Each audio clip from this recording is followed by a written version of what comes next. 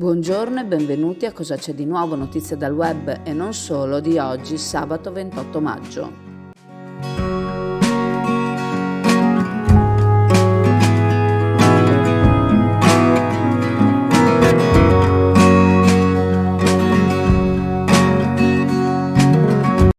Ieri pomeriggio, dopo essere rientrati da Venezia, alcuni pescatori hanno preso la macchina e si sono recati a Cesenatico, dove si stava svolgendo l'ennesima riunione tra le marinerie dell'Adriatico sulla condotta da tenere nei prossimi giorni, se continuare uno sciopero col rischio che diventi ad oltranza o se tornare a lavorare. I pescatori di Chioggia, una rappresentanza di una dozzina di persone, sono arrivati a riunione già iniziata. Gli animi di coloro che erano presenti erano già accesi e pronti a scoppiare. Si aspettavano i rappresentanti di Chioggia in quanto la nostra marineria è un punto di riferimento per le altre marinerie dell'Adriatico. La situazione di crisi ha esasperato gli animi dei pescatori che a un certo punto hanno cominciato a far volare parole grosse ed offensive nei confronti di un armatore chioggiotto e le marinerie sarebbero quasi arrivate alle mani se non ci fossero state le forze dell'ordine a sedare gli animi. I pescatori di Chioggia sono stati minacciati e con loro tutta la marineria nel caso in cui domenica notte qualcuno decidesse di mollare gli ormeggi. I facinorosi della marineria del centro Italia consistono in una quarantina di persone che arriverebbero a Chioggia a fare opera di dissuasione nei confronti di armatori e comandanti che volessero prendere il largo per andare a pescare. Le forze dell'ordine conoscono i tipi e nel caso ci fosse sentore del loro arrivo non aspetterebbero un attimo per intervenire. Oggi in mattinata si terrà un'altra riunione al mercato ittico in cui chi non è intervenuto ieri ai 2 incontri sarà informato della situazione che si è venuta a creare, delle minacce subite e sarà quindi messo sull'avviso nel caso in cui volesse riprendere il mare. La situazione è esasperata, le promesse fatte vanno rispettate, soprattutto in tempi brevi. I pescatori, gli armatori e i marinai stanno soffrendo una situazione economica esasperante. Ci sarà chi andrà in sofferenza molto prima dell'arrivo dei fondi promessi, se non giungeranno nel frattempo almeno i fondi per i Covid.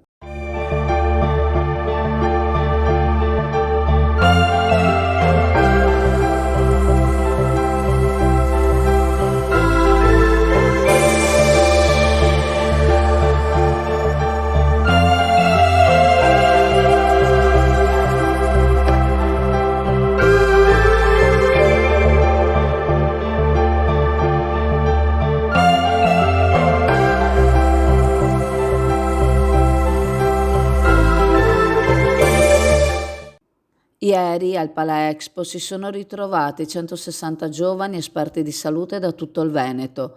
Dopo il tempo della pandemia e proprio nel luogo che ha contribuito a sconfiggere il Covid, i giovani peer educator di tutto il Veneto si sono incontrati per rilanciare la loro mission, imparare i segreti del vivere in salute per poi diventare a loro volta in mezzo ai coetanei promotori di salute e di benessere. Quindi più di 160 giovani si sono incontrati al Palaexpo di Marghera per la giornata Interpeer Veneto 2022, alla presenza dell'assessore regionale alla sanità e dei vertici della prevenzione della Regione Veneto. È stato presente anche Edgardo Contato, direttore generale dell'US 3 Serenissima, l'US capofila dell'attività di peer educator, scuole che promuovono salute.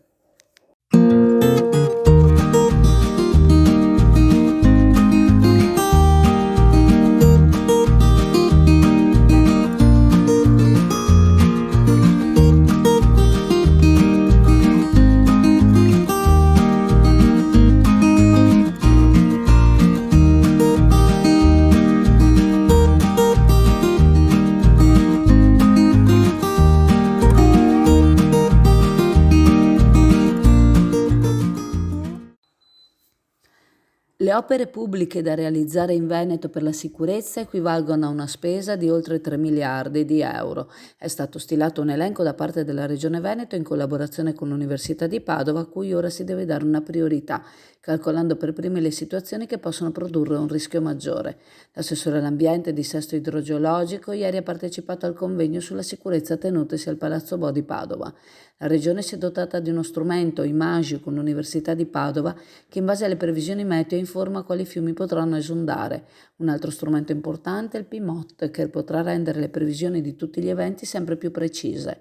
L'assessore regionale durante il convegno ha anche focalizzato l'attenzione sul concetto di rischio quando protagoniste sono le opere pubbliche. In questo caso parlo di mitigazione del rischio, cioè le opere di difesa del suolo, di sistemazione di frane, di argine. Anche qui il termine rischio dipende da due elementi, la probabilità e la gravità del danno.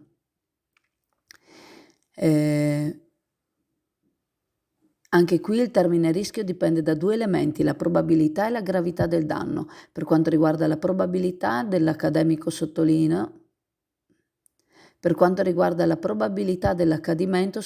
che questo concetto si lega a quello di previsione, che non è certezza, tanto che nel decreto legislativo 1/2018 fece inserire il concetto probabilistico, cioè che la protezione civile si occupa di previsioni e che dalle previsioni che si basano su concetti probabilistici, che non garantiscono mai una certezza assoluta.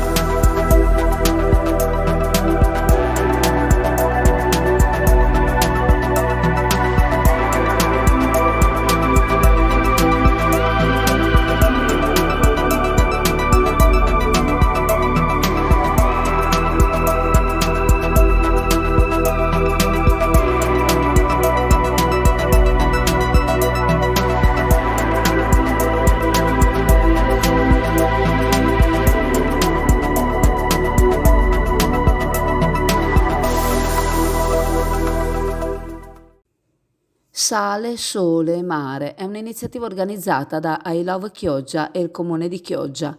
Sabato 4 giugno 2022 dalle ore 21 il centro di Sottomarina sarà pedonalizzato.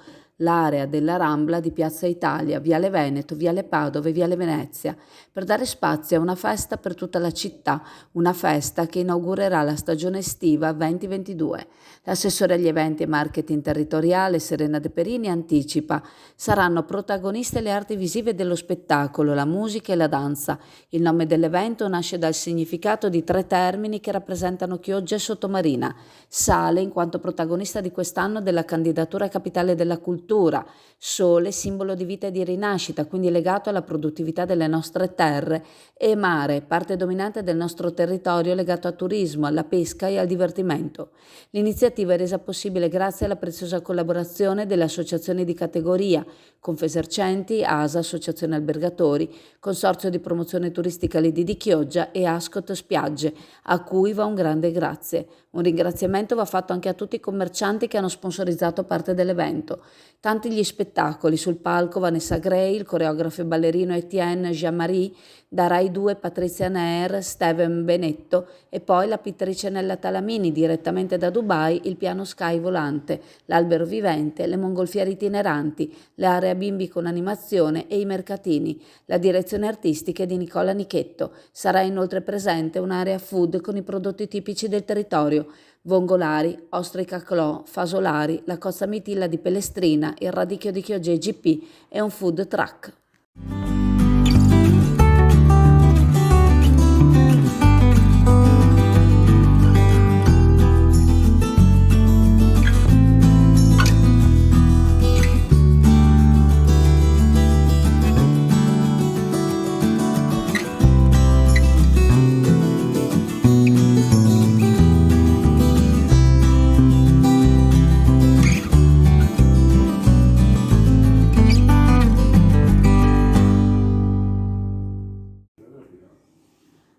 Non sarà l'odio né tantomeno i commenti che riteniamo offensivi a fermare la nostra azione politica o a imbavagliarci quando crediamo che qualcosa merita attenzione. Così commenta il consigliere regionale comunale Jonathan Montanariello sulla sua iniziativa di essersi recato in data di ieri presso la caserma di Carabinieri di Chioggia per Così commenta il consigliere regionale e comunale Jonathan Montanariello la sua iniziativa di essersi recato nella data di ieri presso la caserma dei Carabinieri di Chioggia per querelare coloro che hanno commentato alcuni post politici sulla pagina di Facebook di Chioggia Azzurra, da lui ritenuti offensivi. Prosegue l'esponente democratico: siamo gente seria e dalle offese rispondiamo segnalando il tutto alla polizia giudiziaria, non certamente ricambiando con comportamenti non istituzionali. Se qualcuno crede che apostrofarci in qualche modo sul web per noi sia motivo per indurci a smettere di essere liberi pensatori, ha capito davvero male. A noi i leoni da tastiera non fanno paura. Conclude il consigliere dicendo: non temiamo il confronto anche con chi ha idee diverse, anzi amiamo cimentarci in una diversità di opinioni, ma questo deve avvenire sempre con rispetto e civiltà, perché in caso contrario non è nostro costume scendere a livelli che non ci appartengono.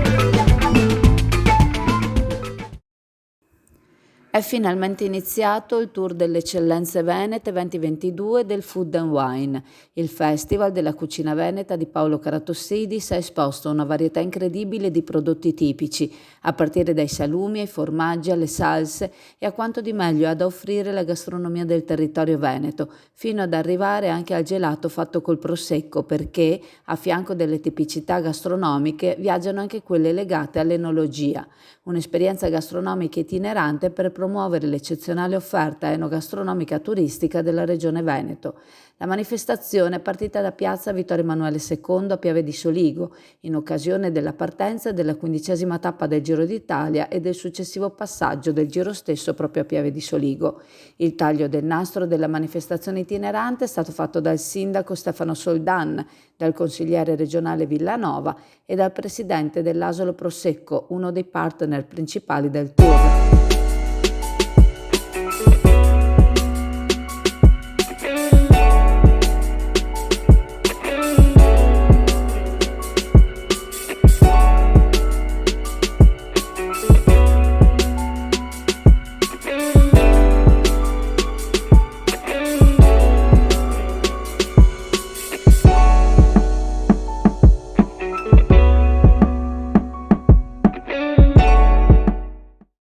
Ricordandovi che la farmacia di turno oggi, sabato 28 maggio, è la farmacia Star Pharma in via Madonna Marina a Sottomarina, vi saluto, vi ringrazio e se volete ci vediamo in negozio.